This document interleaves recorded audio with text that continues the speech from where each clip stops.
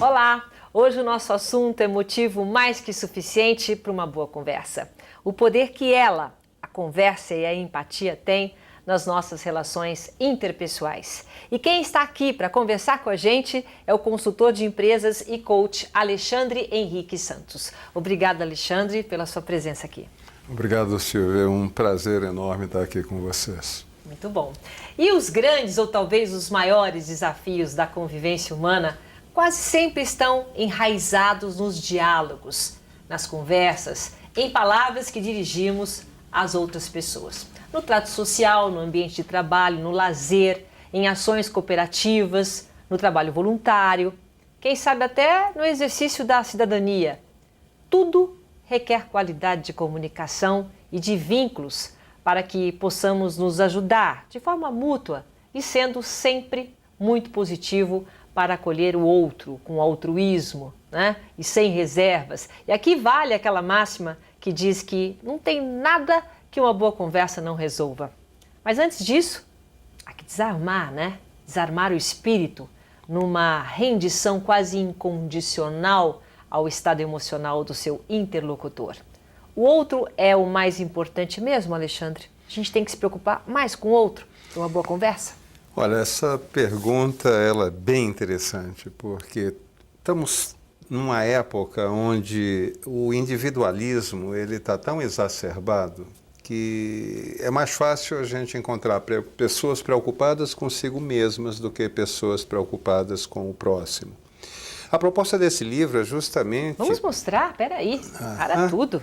Vamos mostrar. Pode continuar falando, mas eu vou mostrar enquanto isso. A proposta desse livro é exatamente utilizar a conversa para servir ao próximo. Desse ponto de vista, é o oposto da autoajuda, porque é a preocupação em contribuir, ajudar o próximo. Eu entendo que esse é um dos maiores desafios da convivência humana, porque todas as relações necessariamente são mediadas pela conversa. Dizem que conversando a gente se entende, mas é verdade que conversando a gente também se desentende. Sim, não é? Claro. Então, o estatuto da empatia, o propósito do entendimento, da aceitação do outro, isso é fundamental para que a gente possa pretender desenvolver um bom diálogo.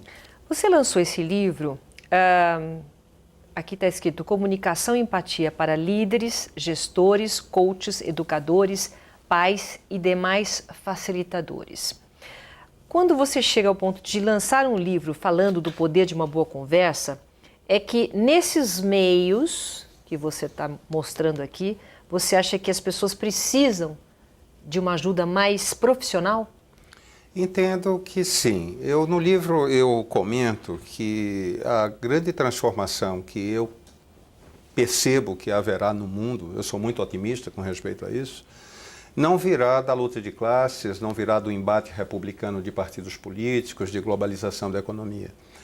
A mudança virá através das pessoas, dos seus diálogos e da ressonância da empatia.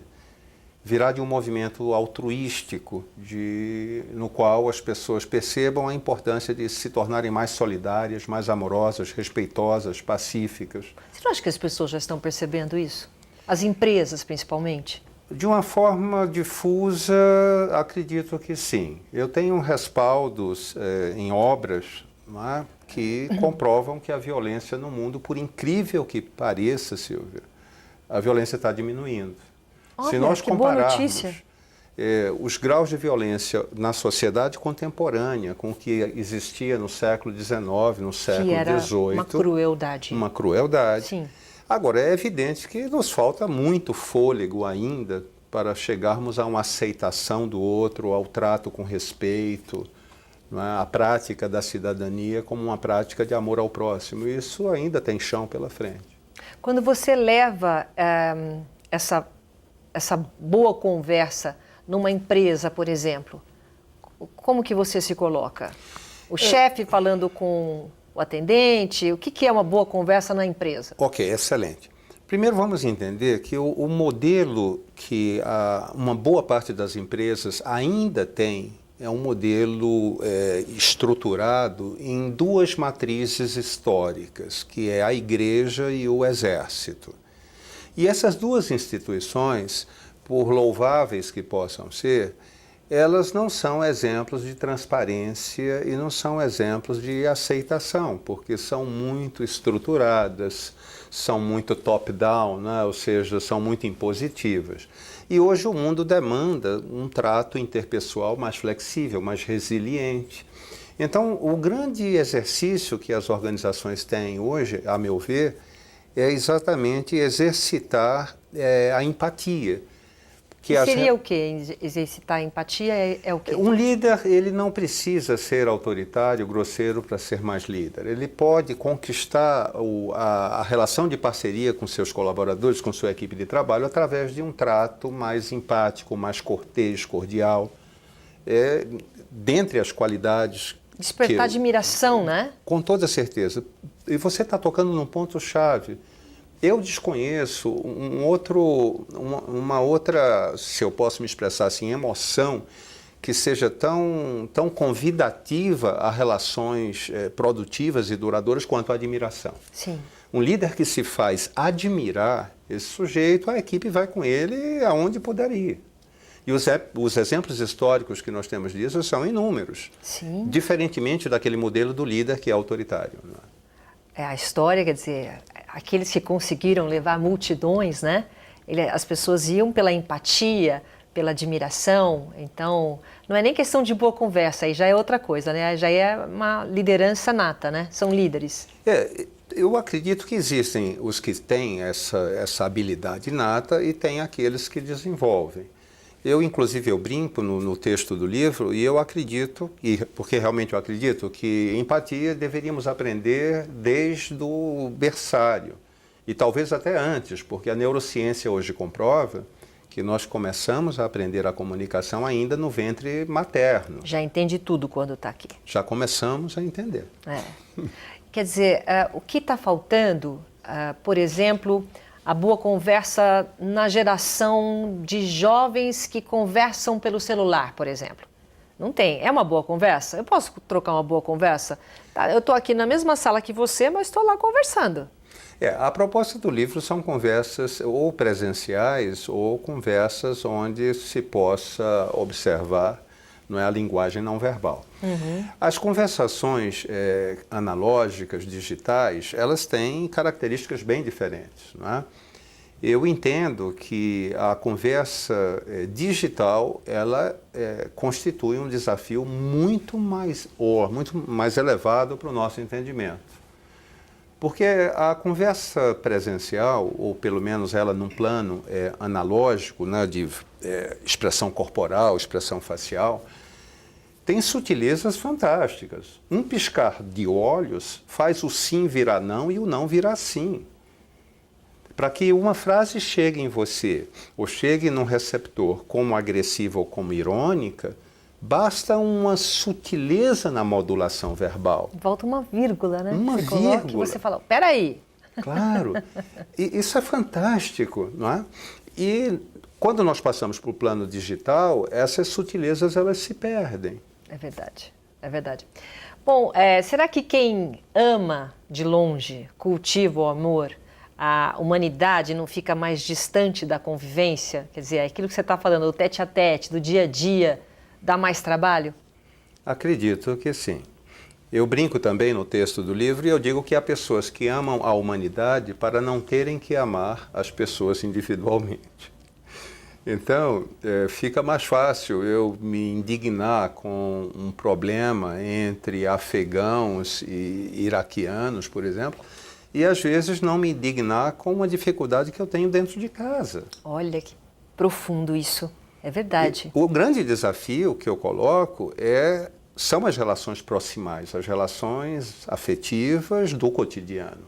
Eu penso e acredito nisso, Silvia, que o grande dever de casa nosso começa realmente com as relações do cotidiano. Olhando para quem está à nossa volta. Olhando para quem está à nossa volta. Nossos filhos.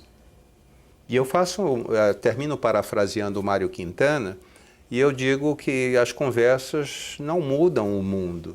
Quem muda o mundo são as pessoas. As conversas apenas mudam as pessoas. Ô Alexandre, mas ouvir é um exercício, né? Porque a gente gosta de falar da gente, né? As pessoas gostam de contar. Tem gente que não gosta de contar, mas quando você vai conversar, se você muitas vezes é o centro das atenções, é bacana, não é? É uma situação boa, porque as pessoas estão gostando do que você está ouvindo. É difícil você parar para ouvir o outro, é um exercício. Eu vou te dar um exemplo pessoal que foi muito legal. Eu estava indo fazer o lançamento do livro no Recife e então separei um livro para ler de São Paulo a Recife, peguei uma poltrona do lado da janela e falei, meu Deus do céu, tudo que eu quero é paz para ler meu livro. Eu não quero conversar. Não quero conversar. E aí começaram a entrar pessoas e entrou uma senhora, sentou no corredor e a cadeira do meio ficou vazia. Eu falei, obrigado, senhor, eu vou ter a minha paz para ler o meu livro.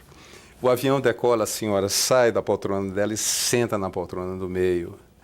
Eu fiquei teso, Silvia, mas olha, o primeiro momento que eu fiz uma guinada de 3 graus para a esquerda, ela não perdeu a oportunidade. Essa senhora me disse uma frase que eu fiquei pasmo. Ela disse, meu neto morreu assassinado.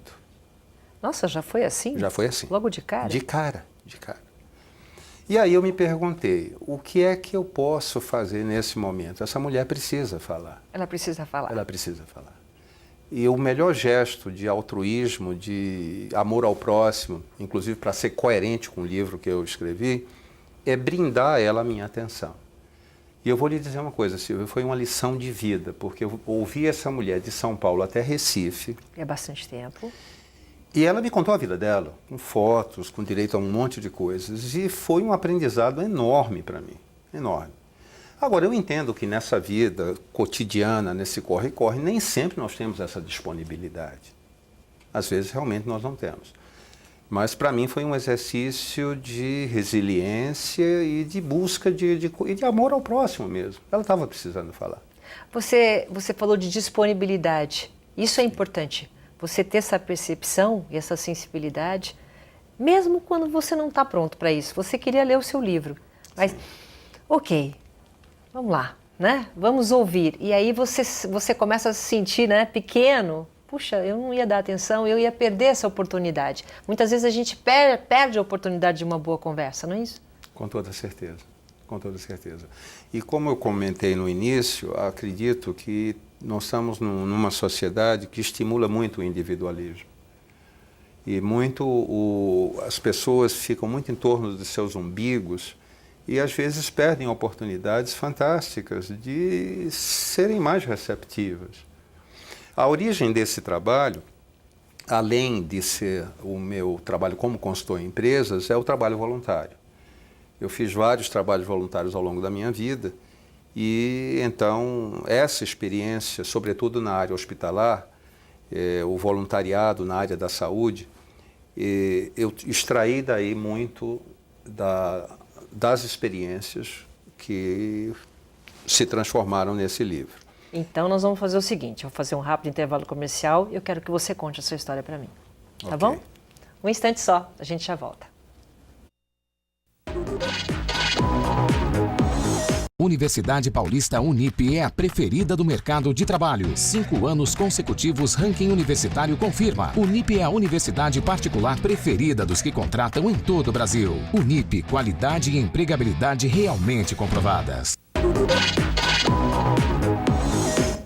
Estamos de volta. Hoje o nosso papo é com Alexandre Henrique Santos, que lançou o livro Poder de uma Boa Conversa. Já está em todas as livrarias, já pode ser encontrado. Sim. Sim?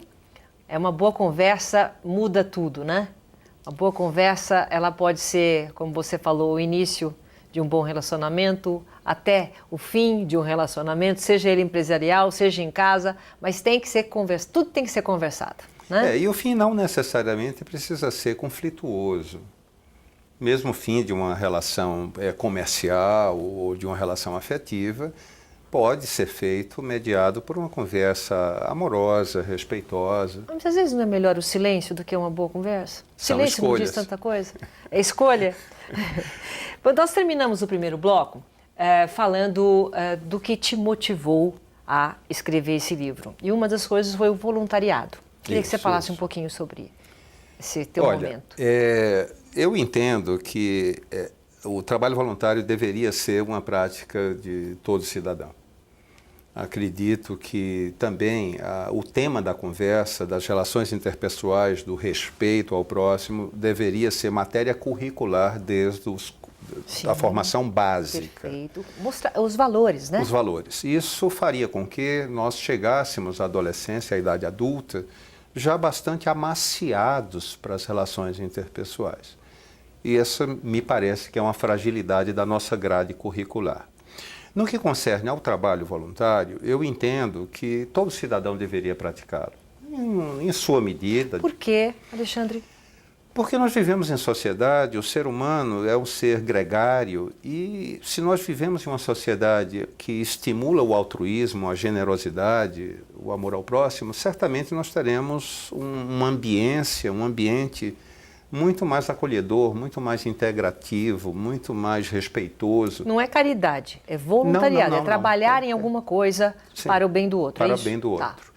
E que termina sendo, Silvia, bem para si mesmo, porque a gente se gratifica com isso. Sim. Não preciso colocar, sabe, um abacaxi na cabeça para dizer, olha, eu faço trabalho voluntário. Sim. Mas é como doar sangue. Eu não sei se você já passou pela experiência, os espectadores, mas é muito comum, depois que a gente doa sangue, sentir uma sensação de alegria muito grande. Pelo gesto. Está fazendo alguma coisa. Pela doação. Sim. No caso do trabalho voluntário, eu trabalhei mais no trabalho hospitalar, do voluntariado hospitalar, e talvez a experiência mais impactante tenha sido do Emílio Ribas e do Itaci, o Instituto de Tratamento Ambulatorial do Câncer Infantil. Poder conversar com enfermos e escutá-los e tentar transmitir uma mensagem positiva, muitas vezes não é nem transmitir, muitas vezes é só escutar. O simples escutar, quando a pessoa percebe que ela é escutada com atenção, com respeito, com amor, com muita frequência, só isso já melhora a autoestima, melhora o ânimo, a motivação para vencer uma determinada enfermidade.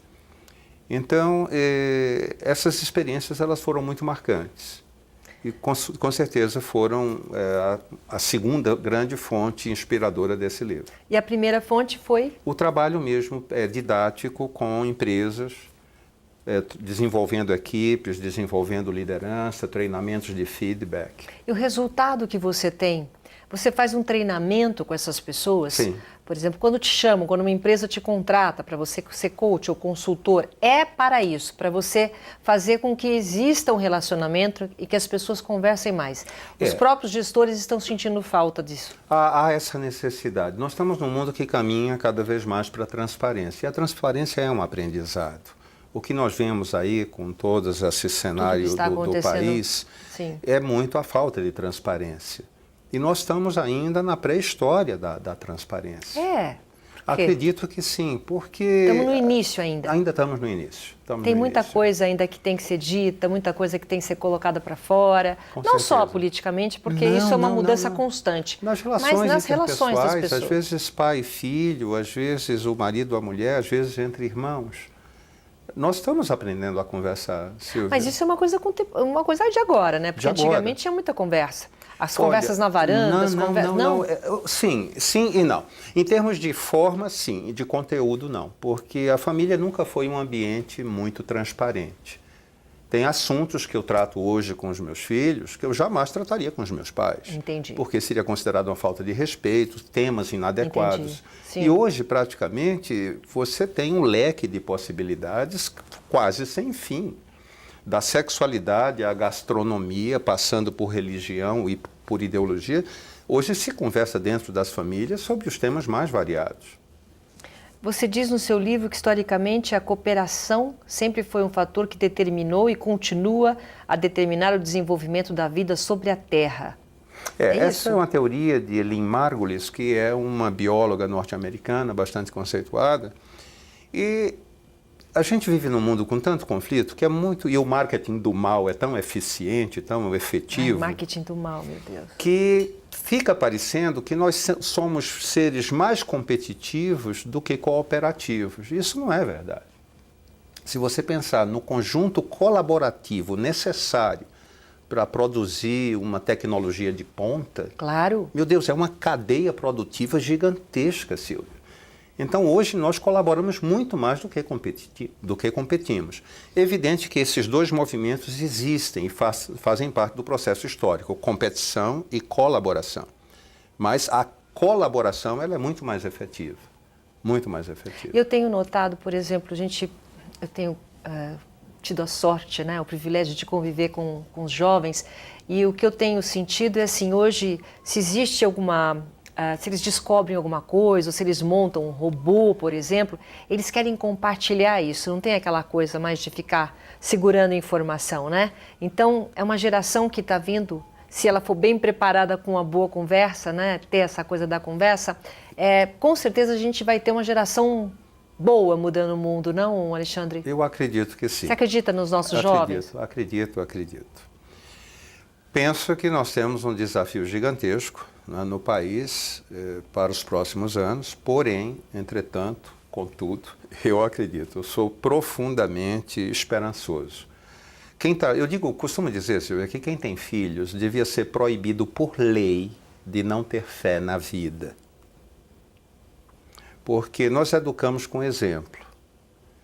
Então, nada mais desesperador para um jovem do que se deparar com pais que não têm esperança. É verdade. Então, acredito que toda atividade pedagógica, didática, toda atividade voluntária, ela tem como uma perspectiva uma melhora do planeta. Com certeza, com certeza. Bom, quando a gente fala então, só para a gente definir aqui, uma boa conversa, o bom conversador, ele conversa, porque falar é diferente de conversar, é isso? Sim. Só para a gente definir o que é uma boa conversa. Uma troca. Eu digo que conversa é nutrição, nós nos nutrimos. Quando eu tenho uma boa conversa, eu sinto que eu saio nutrido, eu saio fortalecido, saio com maior vitalidade. E se a conversa realmente ela aconteceu com empatia, então necessariamente houve uma troca. Essa troca dificilmente ela é 100% igualitária. Mas isso não é relevante porque dar é igual a receber. Então, quando a gente pensa em empatia, num sentido mais sublime, num sentido mais desenvolvido, a ideia é que a gente troque com o propósito de contribuir para o outro.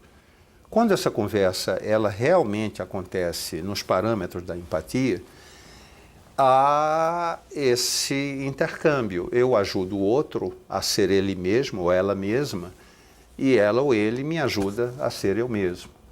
E é interessante porque hoje os estudos sobre empatia, Silvia, comprovam que nós estamos todos interligados.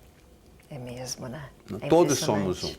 Se nós vamos ver, eu faço uma pequena viagem no livro, num determinado momento, no último capítulo, eu saio eu começo a viagem na Índia e traço umas metáforas indianas sobre todos somos um, depois eu vou para a China, depois eu vou para o Havaí, depois eu vou para o México, depois eu vou para a África, e eu comprovo tradições que confirmam que nós vivemos interligados. Nós estamos umbilicalmente ligados uns aos outros. Nós não podemos viver sozinhos. Que maravilhoso. E a mediação do nosso contato se dá através da conversa. Por isso que conversar é tão importante. E aceitar a diversidade do outro faz parte de uma Com toda conversa? certeza. Porque às vezes a pessoa é tão diferente de você, né?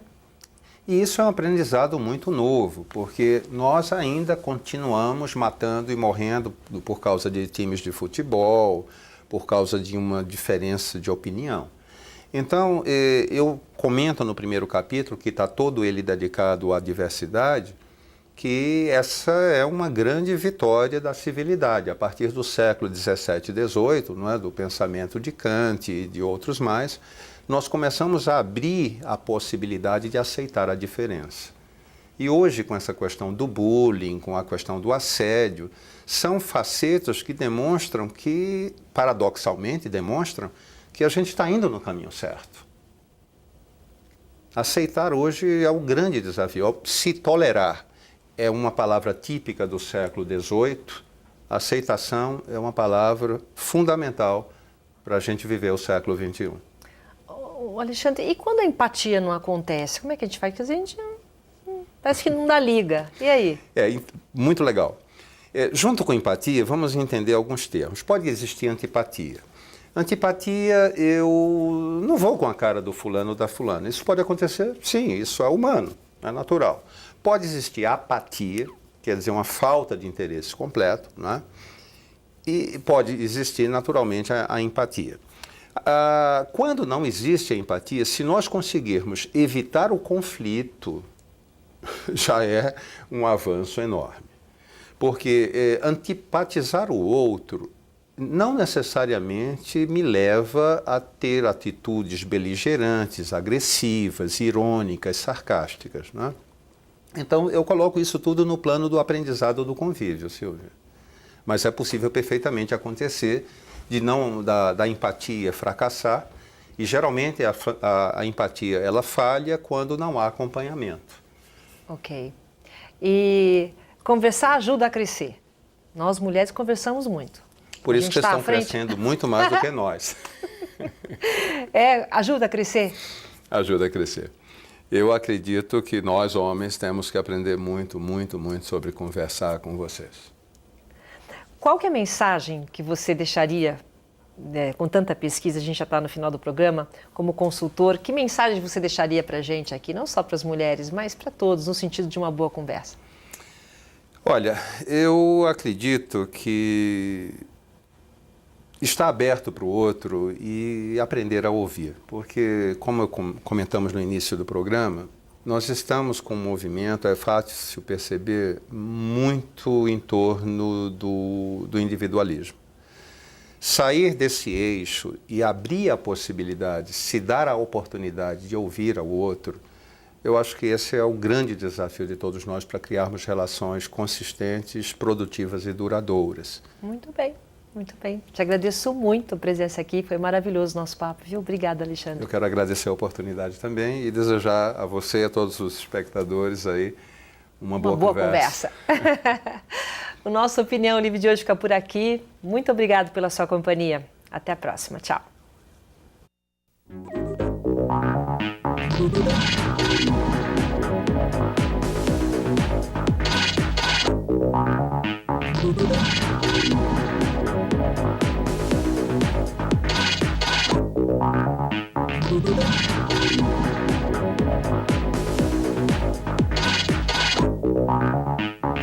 Universidade Paulista Unip é a preferida do mercado de trabalho. 5 anos consecutivos, ranking universitário confirma. Unip é a universidade particular preferida dos que contratam em todo o Brasil. Unip, qualidade e empregabilidade realmente comprovadas.